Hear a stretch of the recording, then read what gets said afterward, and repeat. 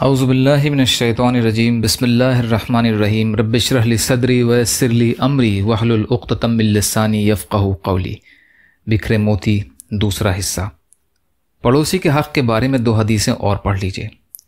حضرت ابو ہریرہ رضی اللہ عنہ روایت کرتے ہیں کہ ایک شخص نے عرض کیا، یا رسول اللہ صلی اللہ علیہ وسلم، فلاں عورت کے بارے میں یہ مشہور ہے کہ وہ کثرت سے روزہ، نماز اور صدقہ خیرات کرنے والی ہے، لیکن اپنے ہمسایوں کو اپنی زبان سے تکلیف دیتی ہے، یعنی برا بھلا کہتی ہے۔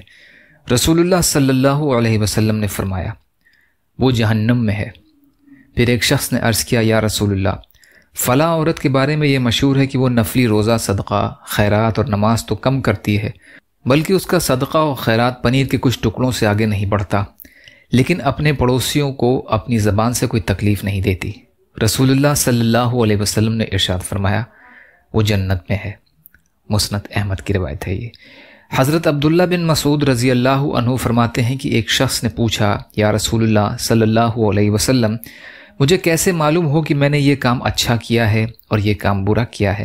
رسول اللہ صلی اللہ علیہ وسلم نے ارشاد فرمایا، جب تم اپنے پڑوسیوں کو یہ کہتے ہوئے سنو کہ تم نے اچھا کیا تو یقیناً تم نے اچھا کیا، اور جب تم اپنے پڑوسیوں کو یہ کہتے ہوئے سنو کہ تم نے برا کیا تو یقیناً برا کیا۔ طبرانی کی روایت ہے یہ۔ کن حالات میں امر بالمعروف اور نہی عن المنکر کی ذمہ داری ساقط ہو جاتی ہے؟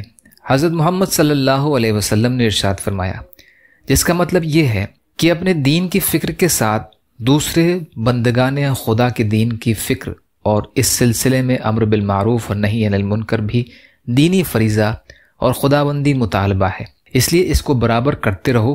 ہاں، جب امت میں نیچے دیے گئے رذائل آ جائیں، یعنی دولت کی پوجا ہونے لگے، بخل و کنجوسی امت کا مزاج بن جائے، خواہشات نفسانی کا اتباع کیا جانے لگے، آخرت کو بھلا کر دنیا ہی کو مقصود بنا لیا جائے، خود رائی خود بینی کی وبا عام ہو جائے، تو اس بگڑی ہوئی فضا میں چونکہ امر بالمعروف اور نہی عن المنکر کی تاثیر اور افادیت اور عوام کی اصلاح پذیری کی امید نہیں ہوتی، اس لیے چاہیے کہ بندہ عوام کی فکر چھوڑ کر بس اپنی ہی اصلاح اور معاشیت سے حفاظت کی فکر کرے۔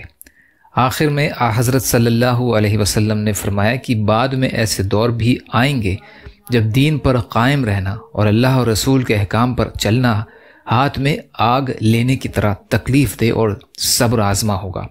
ظاہر ہے کہ ایسے حالات میں خود دین پر قائم رہنا بہت بڑا جہاد ہوگا، اور دوسروں کی اصلاح کی فکر اور اس سلسلے میں امر بالمعروف اور نہی عن المنکر کی ذمہ داری باقی نہیں رہے گی، اور ایسی ناموافق فضا اور سخت حالات میں اللہ اور رسول کے احکام پر صبر اور ثابت قدمی کے ساتھ عمل کرنے والوں کے بارے میں آپ صلی اللہ علیہ وسلم نے فرمایا کہ ان کو 50 تمہارے جیسے عمل کرنے والوں کے برابر اجر اور ثواب ملے گا۔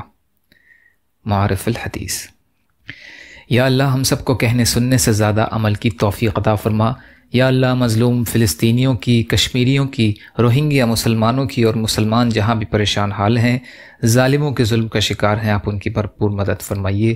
ہم سب کو اپنی استطاعت کے بقدر اپنا حق ادا کرنے والا بنائیے۔ یا اللہ آپ قادر مطلق ہیں، ہر شے پر قادر ہیں، آپ کے لیے ہر چیز آسان ہے، ہمارے لیے آسانیاں پیدا فرمائیے۔ صبر کرنے والا، شکر کرنے والا اور اچھی طرح عبادت کرنے والا بنائیے۔ یا اللہ حلال میں سے دیجیے، حرام سے بچائیے، اپنے غیر سے بے نیاز کر دیجیے۔ یا اللہ بغض، حسد، جلن، کینہ، تکبر، ریاکاری سے ہمارے دلوں کو پاک کر دیجیے۔ یا اللہ جنت کا راستہ آسان کر دیے، جہنم کے راستوں سے آڑ کر دیجیے۔ یا اللہ ہر خیر کی چیز میں ہمارا حصہ کر دیجیے، ہر شر کی چیز سے ہماری حفاظت فرمائیے۔ جو مانگا وہ بھی عطا کر دیجیے، جو بھول گئے وہ بھی عطا فرما دیجیے۔ اللہم لا تسلط علینا من لا یرحمنا ولا یخافک فینا، اللہم اجرنی فی مصیبتی واخلف لی خیرا منہا، ربنا تقبل منا انک انت السمیع العلیم، برحمتک یا ارحم الراحمین، لا الہ الا اللہ محمد رسول اللہ۔ السلام علیکم۔